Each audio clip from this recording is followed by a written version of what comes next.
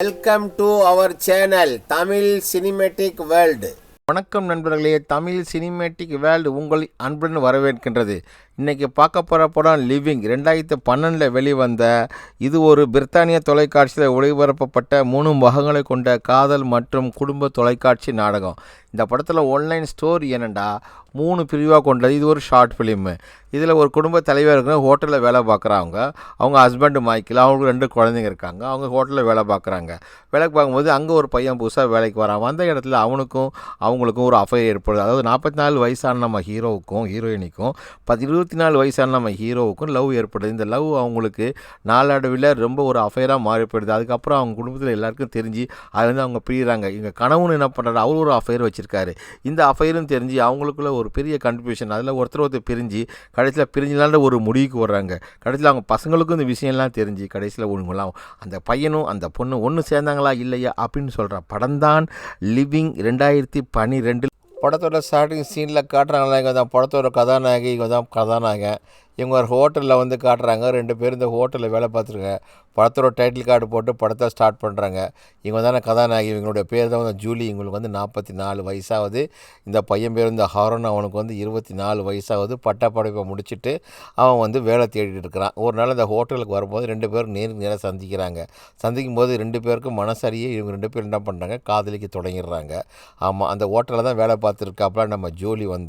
அதுக்கு இவன் என்ன பண்ண, அந்த ஹோட்டலில் தன்னுடைய தங்கச்சியை இவன் காதலிச்ச ஒரு பொண்ணை இவங்க அண்ணன் கல்யாணம் பண்ணிக்குவாப்புல. அதனால அந்த பழக்கம் வீட்டில் வந்தோன்னே இவர் தான் மைக்கில் ஹஸ்பண்டு, 2 குழந்தைங்க இருக்குது. சாப்பாடெலாம் பரிமாறுறாங்க நம்ம ஹீரோயினி ஜூலி. அவங்களுக்கு வேலை ஹோட்டலில் வேலை முடிச்ச போதும் கணவனுக்கு 2 பசங்க, அவங்களுக்கு ஒரு பையன் 1 ஒரு பொண்ணு 1. இவங்களுக்கெல்லாம் சாப்பாடெல்லாம் ப்ரிப்பேர் பண்ணி எல்லாமே கிளியராக அவங்க எடுத்து கொடுக்குறாங்க. இவங்க ஒவ்வொருத்தராக ஒன்று கேட்குறாங்க, சாஸ் எடுத்துருவான்னு கேட்குறாப்புல. கடைசியில் பையன் என்ன பண்ணுறாங்க அப்படின்றதுல மேகி எடுத்துருவான்றான். ஒவ்வொருத்துக்கும் அவங்களும் மாச்சில் பார்க்காம ஒவ்வொருத்தரும் ஒன்றும் எடுத்து கொடுக்குறாங்க. கடைசியில் சீஸ் எடுத்து கேட்குறாங்க. சீஸ் எடுக்க போகிறாங்க. எடுத்து கொடுக்கும்போது அவங்கள டென்ஷன் ஆகிறாங்க. என்னடா நினச்சிட்ருக்கீங்க, ஒவ்வொருத்தராக நீங்களே எடுத்துக்க முடியும், எல்லாத்தையும் எடுத்து கொடுத்துட்டு அதுவும் நம்ம ஹீரோனி வெளியே என்ன பண்ணுறாங்க, ஃபோன் பண்ணுறாங்க. யாருக்கு ஃபோன் பண்ணுறான், அவனுடைய காதலின்னு அருணுக்கு தான் அவங்க ஃபோன் பண்ணுறாங்க. இவன் பாடு உட்காந்து என்ன பண்ணுறான், வீட்டில் உட்காந்துட்டு இருக்கான். வீட்டில் அவங்க அம்மா இருக்காங்க. என்ன பண்ணிட்டுருக்க, இல்லைம்மா சும்மா தான் உட்காந்துட்ருக்கா அப்படின்ட்டு. என்ன சும்மா உட்காந்துட்ருக்க, ஏதாவது வேலை தேடி வேலைக்கு போடா அப்படின்னு சொல்லணும்னா அவன் என்ன பண்ணுறான், சரி நான் வேலை தேடி போகிறோமா அப்படின்னு ஹோட்டலுக்கு பார்த்து தன்னுடைய காதலியோடு பேசிகிட்டு இருக்காப்புல நம்ம ஹாரன். அங்கே ஹாரன் பார்த்துருக்கும்போது அங்கே பின்னால் பார்க்க ஒரு பொண்ணு. அவங்க இந்த ஹோட்டலுடைய மேனேஜராக இருக்கா. அவங்க என்ன இங்கே பார்த்துருக்கீங்க, ஒன்றும் இல்லை மேடம் சும்மா பார்த்துருக்கேன், அந்த பையனை நான் பார்க்குறேன், நான் பார்த்துக்கிட்டு இருக்கிறேன் அப்படின்னு. அப்போ ஹாரன் ரொம்ப கம்மனாக இவன் காதலிக்கிற பொண்ணை இவங்க அண்ணன் கல்யாணம் பண்ணிக்க போகிறா. அப்போ அந்த ஹோட்டலில் ரிசப்ஷன் வருது. அதை பார்த்தோன்னே இவன் ரொம்ப சோகமாக இருக்காப்புல நம்ம ஹாரன். 24 வயசு அவனுக்கு நம்ம ஹீரோனி தான் ஆறுதல்லாம் சொல்கிறாங்க. அவனை பார்த்து அவனை கூப்பிட்டு நீ அதெல்லாம் ஒன்றும் கவலைப்படாதன்னு தைரியம் சொல்கிறாங்க. அவன் என்ன பண்ணுறான், ஏமாற்றி என்னுடைய காதலி எங்கள் அண்ணன் கல்யாணம் பண்ணிக்கிறான்னு. அவனை அவங்க ரொம்ப நீ ஒன்றும் கவலைப்படா, எல்லாம் நடக்குது, ஈஸியாக நல்லா தான் நடக்கும் அப்படின்னு சொல்லிட்டு அவங்க கூட இருந்துட்டு அவங்களோட ரொம்ப இதுன்னு அவங்க 2 பேருக்குள்ளே பஸ் ஸ்டாண்டுக்கிட்ட நிற்கிறாப்புல. அவங்க 2 பேரும் அவங்கள அறியாமல் முத்தம் கொடுத்துட்டு அவங்க 2 பேரை அங்கே ஒன்றாயிடுறாங்க. பட் அங்கேயே என்ன பண்ணுறாங்க, காதலிக்கு 2 பேரும் துளைக்கிறாங்க. கண்டதும் காதல்ன்ற மாதிரி துளைக்கிறாங்க. அப்போ அந்த அன்றைக்கி அங்கே ரிசப்ஷன் நடக்க போகும்போது இந்த பொண்ணை தான் நம்ம ஆரன் ஏற்கனவே லவ் பண்ணியிருப்பான். அது அவங்க அண்ணன் கல்யாணம் பண்ணியிருக்கிறான். அங்கே பார்த்தோன்னே கடைசியில் பார்த்தா ஆரனுக்கு ஒரு வேலை வாங்கி கொடுத்துருவாப்புல. அவனும் அந்த ஹோட்டலே வேலை செஞ்சு ரிசப்ஷனில் வர்றவங்களுக்கும் அங்கே கல்யாணம் பண்ணுறவங்க எல்லாத்துக்கும் ட்ரிங்க்ஸ் எல்லாம். அப்போ இவங்க 2 பேருக்கு ஒரு அஃபேர் ஸ்டார்ட் ஆகிடுச்சு. கொஞ்சம் பழக இவங்க 2 பேருக்கும் பழக ஆரம்பிச்சிட்டாங்க. இதை ஒரு நாள் அந்த இன்னொரு பொம்பளை வேலை செய்கிற அந்த பொண்ணு அந்த மேனேஜர் அவங்க பார்த்துறாங்க. நீ அந்த பையனோட ஒன்றா இருக்கிற மாதிரி இருக்குது, தெரிஞ்ச பிரச்சனை ஆகிடுண்டு, அதெல்லாம் ஒன்றும் இல்லை ப்ளீஸ் யார்ட்டையும் சொல்லிடாதீங்கன்னு சொல்லிட்டு ரெக்வஸ்ட் பண்ணுறாப்புல ஜூலி. சொன்னா சரி அதெல்லாம் ஒன்றும் இல்லைன்னு சொல்லிட்டு அவங்க போயிடுறாங்க. இவங்க சீப்பாக இருக்கிறவங்கன்னு கல்யாணம் முடிச்சு ஃபோட்டோவில் ஷூட்டெலாம் எடுக்கிறாங்க. ஃபோட்டோ எடுத்த உடனே சுற்றி எல்லோரும் இவங்க எல்லாம் கையெல்லாம் கை தட்டி ஆரவாரம் பண்ணி எல்லாரையும் அனுப்பி வைக்கிறாங்க. எல்லாம் முடிஞ்ச உடனே இப்போ இந்த மேனேஜர் இவங்க சொல்கிறான், நீ அந்த பையனோட அழகு பழகாத, உனக்கு குழந்தைங்க இருக்குது, ஹஸ்பண்ட் இருக்குது. அப்புறம் 2 பேரும் ஒன்றாயிடுறாங்க. என்ன பண்ணுறா, ₹1 அவங்களுக்கு அரேஞ்ச் பண்ணி கொடுக்குறாப்புல இந்த மேடம். அப்போ 2 பேரும் என்ன பண்ணலாம், நம்ம ஹீரோயினியும் ஒரு ஹோட்டலில் உட்காந்து உட்காந்துட்டு ஜாலியாக என்ஜாய் பண்ணுறாங்க. அவங்க ரொம்ப சந்தோஷமாக இருக்காங்க. அவங்களோட வாழ்க்கை அஃபைர் இங்கேயே தொடர்ந்து போயிட்டே இருக்குது. அவங்க நல்லா இருக்காங்க.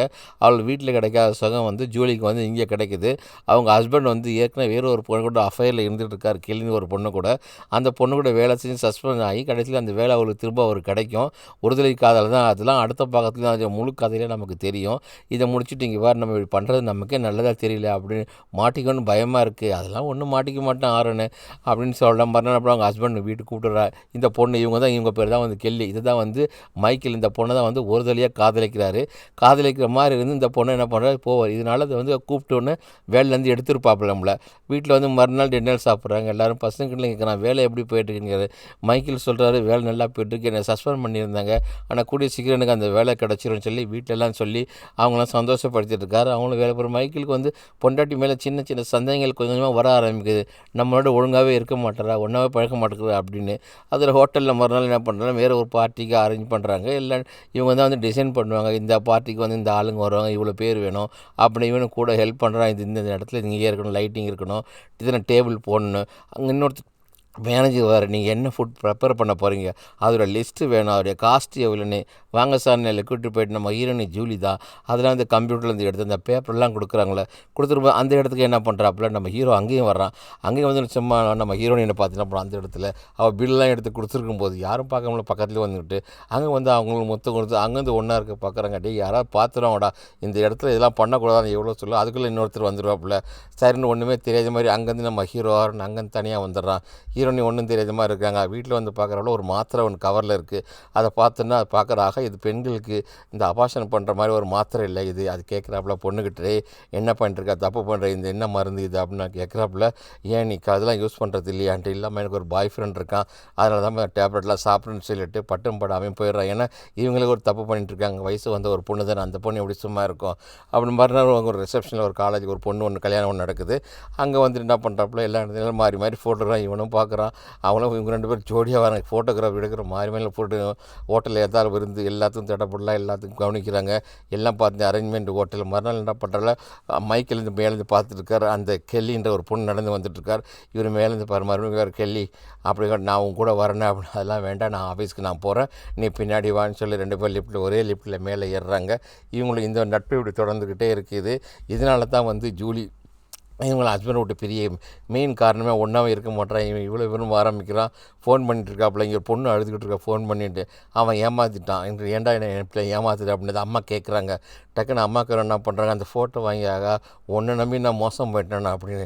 இல்லைம்மா அவனை ஏமாத்தினேன், என்னை பார்க்க வரமாட்டான், பாய் ஃப்ரெண்ட் அவளை ஏமாற்றிட்டான் அப்படின்ட்டு. அம்மா நான் சொன்னேன் இல்லை இதெல்லாம் பழகக்கூடாது, மாதிரிலாம் தப்புமா அப்படின்னு சொல்லி வீட்டில் வந்து மடிமையில் படுக்க வச்சுட்டு மகளை அம்மா உட்காந்துட்டு இருக்காங்க. இங்கே பார்த்தோன்னா நம்ம சோகத்தில் ஆரம் என்ன பண்ணுவோம்ல, மெசேஜ் மேலே மெசேஜ் அனுப்பிச்சிட்டே இருப்பாப்புல. கடைசியில் ஃபோனை வந்து மைக்கேல் எடுத்துட்டாரு. மைக்கேல் எடுத்து எங்கள் ஃபோனை என்கிட்ட கொடுங்க, ஆஃபீஸ்லேருந்து தான் ஃபோன் வந்திருக்கும் அப்படின்ட்டு. சரி யார் அந்த ஆர்வனாக தான் இருக்க போகும்போது நீ இப்போயே சந்தேகம் வர ஆரம்பிச்சிச்சு மைக்கேலுக்கு, தான் பொண்டாட்டி யார் கூட அஃபைராக இருக்காங்களா அப்படின்னு. ஏன்டா கேட்க அப்படின்னா, வீட்டுக்கெலாம் ஏன்டா நீ மெசேஜ் அனுப்பிட்டுருக்க, என் ஹஸ்பண்ட் இருக்குது, என் மகன் இருக்குது, எல்லோரும் பார்த்துட மாட்டாங்கலாம், ஏன் வீட்டுக்கு ஏன் நீ அனுப்பிச்ச மெசேஜ், இல்லை உன்னை பார்க்கணுன்னு சொன்னிச்சு, பேசணும்னு சொன்னிச்சு, அதுதான்ட்டு. மறுநாள் என்ன பண்ணுறாங்க, அந்த பொண்ணு கெல்லி காரில் வரப்போ வந்து மைக்கில் வந்து பார்க்குறாரு, எங்கேம்மா போகிறா அப்படின்னு. எனக்கு லிஃப்ட்டு கொடுன்ட்டு. இல்லை நான் உனக்கு லிஃப்ட்டு கொடுக்க மாட்டேன், எனக்கு வேலை இருக்குது அப்படின்னு சொல்லிட்டு மைக்கில் அந்த இடத்துல அவாய்ட் பண்ணிவிட்டு அவுட் போயிடுறா கெல்லி நேரம்.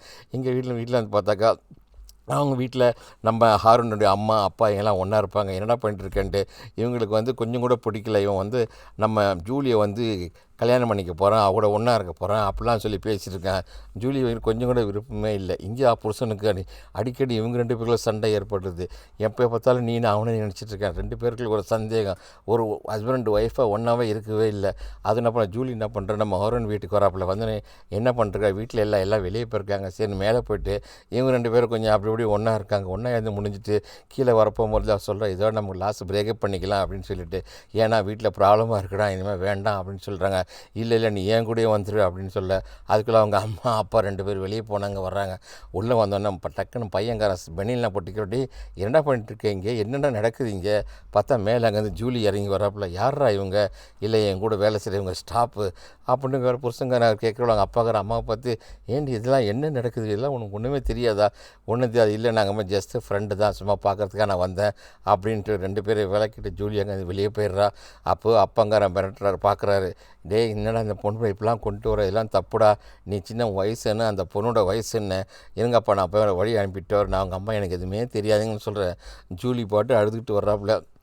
நான் தெரியாமல் பண்ணிட்டேன், இனிமேல் என்னை பார்க்காத உங்கள் அம்மா அப்பாவுக்கு யாருக்குமே என்னை பிடிக்கல, அதனால் நம்ம 2 பேரும் பிரிஞ்சிடும், நம்ம இன்னும் பார்க்கக்கூடாது சந்திக்கக்கூடாதுன்னு இல்லைன்னு சொல்லிட்டு அந்த இடத்துலையே அவனை வந்து அவாய்ட் பண்ணிவிட்டு அங்கேருந்து கிளம்புறாப்புல. சரி கிளம்பிட்டு நம்ம வீட்டுக்கு வீட்டுக்கு வந்து பார்த்தா அங்கே நம்ம மைக்கை அவனை கூப்பிட்டு பேசிடுறாப்புல. மேனேஜர் இந்த பாவனை கூப்பிட்டு, உனக்கு வந்து நீ என்ன பண்ணிட்டுருக்க, எதுவும் தப்பு பண்ண, நான் ஒன்றும் தப்புலாம் நல்லா தான் வேலை பார்த்துக்கிட்டு இருக்கேன் அப்படின்ட்டு. சரி இனிமேல் கேர்ஃபுல்லாக இருன்னு சொல்லிட்டு போன 2 பேரும் அதே ஹோட்டலில் மறுபடியும் டேபிளில் துணி மணி எல்லாமே எல்லாம் விரிச்சிக்கிட்டு இருக்கா. இவனும் அரேஞ்ச்மெண்ட்லாம் பண்ணிகிட்டு இருக்கான். 2 பேரும் சரியாக பேசாமல் ஒன்றுக்குள்ளே ஒருத்தர் பார்க்காம பேசுவாங்க. ஸோ இதுவரை நமக்குள்ளே அஃபேர் வேண்டாம் அப்படின்ட்டு. அப்போ அந்த வீட்டில் அந்த பொண்ணும் கேட்குறாப்புல, கூட மேனேஜர் மாதிரி இருக்குமே, ஏன் ஒன்றும் இல்லை, இல்லை வேணாம் வீட்டில் ப்ராப்ளமாக இருக்குன்னு சொல்லிட்டு நான் கொஞ்சம் அவாய்ட் பண்ணிட்டுருக்கேன் அவனை அப்படின்ட்டு. சரி சரி அதுவும் நல்லது தான் அப்படின்னு சொல்லிட்டு இருக்க போகும்போது வீட்டில் வந்து இங்கே மைக்கேல்னு பேசுகிறாப்புல, இங்கே பாரு உன்னுடைய போக்க வர சரியில்லை அப்படின்னு. மைக்கேல் அவனுக்கு நெருங்கி வர போகும்போது அவன் பொண்ணு பார்த்துருவா, என்னப்பா இந்த வயசுலேயும் உனக்கு ரொமான்ஸ் தேவையா அப்படின்ட்டு. அதோட பேசி முடிச்சு இங்கே வந்து பார்த்தா வீட்டில் அவனை வந்து கல்யாணம் பண்ணி வற்புறுத்துறாங்க. அவன் அம்மாண்ட சொல்கிறான், இல்லைண்ணா ஜூலி தான் கல்யாணம் முடிக்க போகிறேன், ஜூலிலாம் கல்யாணம் முடிக்கக்கூடாதா, அவனுக்கும் உனக்கும் ஏனி வயசாக 20 வயசு வித்தியாசம், அதெல்லாம் கூட உங்கள் அப்பாவுக்கு தெரிஞ்சால் உன்னை கொண்டே போட்டுறா, இதெல்லாம் வேண்டாம் அப்படின்னு. இப்போ இவனை மறக்க முடியல, அவங்களும் மறக்க முடியல, அந்தளவுக்கு அவன் டீப்பாக லவ் பண்ண ஆரம்பிச்சிடறான். இங்கே வந்து மறுநாள் ஒரு பார்ட்டி நடத்த, பார்ட்டிக்கு எல்லாம் இன்னும் அரேஞ்ச்மெண்ட் பண்ணுறாங்க. ஜூலி என்ன பண்ணுறான், அவனை தூரத்துலேருந்து ரசிக்கிறான். ஆனால் மறுபடியும் அவங்க கூட சேர்ந்து இருக்கிறதுக்கு அவன் மனசு இடம் கொடுக்கல. அதை பார்த்து இங்கேருந்து பார்த்தா ஜூலி நம்ம ஹாரனுடைய அப்பாட்ட பேசுகிறாப்புல, எப்படியாவது நம்ம பையனுக்கு இல்லை, அவன் இங்கேருந்து போகட்டும், அவன் படிக்கணும், அவனுக்கு அந்த பொண்ணை கல்யாணமே பண்ணி கொடுக்க மாட்டேன், இவர் ஒரு பைலட்டாக வேலை செஞ்சிட்ருக்கார் நம்ம ஹாரனுடைய ஃபாதரு. இதை மட்டும் சாப்பிட்டு இருந்தாலும் அவன் கொஞ்சம் கூட தன்னுடைய காதலேருந்து விட்டு கொடுக்காம இருக்கிறான். அதுக்கப்புறம் புரிய வச்சுட்டு அதுக்கப்புறம் நம்ம ஜூலி தான் வந்து அவனை விலைக்கு ஒத்துறால வேண்டான்ட்டு. இங்கே மேனேஜர் கூப்பிட்டு வந்து பழைய நினைவுகளாம் கேட்குது. அப்போ ஜூலி என்ன பண்ணுறான், மறுபடியும் இன்னொரு மேரேஜ் நடக்குது, மேரேஜுக்காக எல்லாம் அரேஞ்ச்மெண்ட் பண்ணுறாங்க. அரேஞ்ச்மெண்ட் எல்லா செட்டப்பும் பண்ணுறான். இவனும் ஒன்றா இருக்கான், இவன் மாறி ஃபோட்டோ எடுக்கிறாங்க. ஃபோட்டோலாம் எடுத்து கொடுக்கும்போது எப்படியும் பார்த்து ஒன்றா இருக்கணும் ஒன்றா போன்ற அவ்வளோ ஆசை. வேலை முடிச்சுட்டு வெளியே வர போகும்போது நம்ம மைக்கேல் கார் எடுத்து வந்திருக்காப்புல, ஜூலியை கூட்டிகிட்டு போகிறதுக்கு. ஆறுன்னு கூட வருவான், ஏன் அவன் வரமாட்டான், நான் கூட அவன் எங்கன்னா இல்லை அவனுக்கு வேறு வண்டி வரும், நீங்கள் எடுங்க அப்படின்னு சொல்லி. இப்போயே சந்தேகம் வளர்த்துருச்சு மைக்கேலுக்கு, நீ இவன் கூட தான் ஒன்றா இருக்கிற போல. வீட்டில் மைக்கேலும் ஜூலியும் ஒன்றா இருக்க போகும்போது 2 பேரும் தனித்தனியாக படுத்துக்குவாங்க, ஒன்றா பேச மாட்டாங்க. அப்போ இன்னும் கூட சந்தேகமாக இருக்குது மைக்கேலுக்கு, நம்ம ஒய்ஃப் நம்ம கூட ஒன்றாவே இருக்க மாட்டேங்கிறா, பேச மாட்டேறான்னு. இங்கே கிச்சனில் வேலை பார்த்துட்டு இருக்க போகும்போது நம்ம ஆரன் வந்து வேறு பொண்ணுக்கெல்லாம் க்ளோஸாக பேசிகிட்டு இருக்கேன். இதை பார்த்து நம்ம ஹீரோனிக்கு இதுவாக இருக்கும்.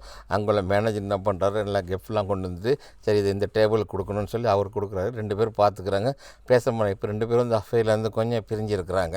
அப்போ மறுபடியும் ஒரு ஃபோன் வந்தோன்னு யாருன்னு பார்க்க போகும்போது இங்கே தான் இப்படி அலைன் கூப்பிட்றாப்புல மைக்கேல் தூரத்துலேருந்து பார்க்கும்போது அந்த அவங்க ஹோட்டலில் வேலை செய்கிறாங்கல்ல அந்த மேனேஜர் மாதிரி ஒரு பொண்ணு, அவங்க மார்க்கெட்லேருந்து வராங்க. அவங்கள பார்த்தோன்னே போய் கேட்குறாப்புல, சொல்லுங்கள் என் ஒய்ஃப் இப்போ எங்கேன்ட்டு. அவன் சொல்கிறாப்புல, உங்கள் ஒய்ஃபும் அந்த ஒரு ஹோட்டலில் பார்ட்டியில் உட்காந்துருக்காங்கன்னு. அவன் என்ன பண்ணுவான், அப்போ தெரிஞ்சு போச்சு உண்மையிலே நம்ம ஒய்ஃப் வந்து ஒரு அஃபேர் வச்சுருக்காங்கன்றது மைக்கேலுக்கு தெரிஞ்சிடுச்சு. அந்த அளவுக்கு கோவத்தெல்லாம் அடக்கிக்கிட்டு மறுநாள் அந்த ஒரு ஹால் இருக்கும், அந்த ஹோட்டல் ஹாலில் வராது. இன்றைக்கி போய் நம்ம 2 ஒன்று பார்த்துறோன்னா பெரிய ஆள் பார்ட்டி நடந்துகிட்டு இருக்கோங்க. நேரம் என்ன பண்ண மைக்கேல் அங்கே வராரு, என் ஒய்ஃபை பார்க்கணும், இப்போ பார்க்காதீங்க அவங்க வேலை பிஸியாக இருந்துகிட்டு இருக்காங்க. அதெல்லாம் அந்த கூட்டத்துக்குள்ளே வராரு உள்ள மைக்கேல் வந்து அவரோட கோவத்தை பூரா வேகமாக காட்டுற ஒய்ஃப் பார்த்துட்றாங்க. ஜூலி பார்த்துட்டு என்னங்க திடீர்னு வந்துருக்குன்னு அவ்வளோதான் ஓங்கி அவளை பார்த்துட்டு வந்து நீ இந்த வழியாக அவனை ஓங்கி கன்னத்தில் ஒரு அடி, அவள் திடீர்னு கீழே விழுந்துடுறா.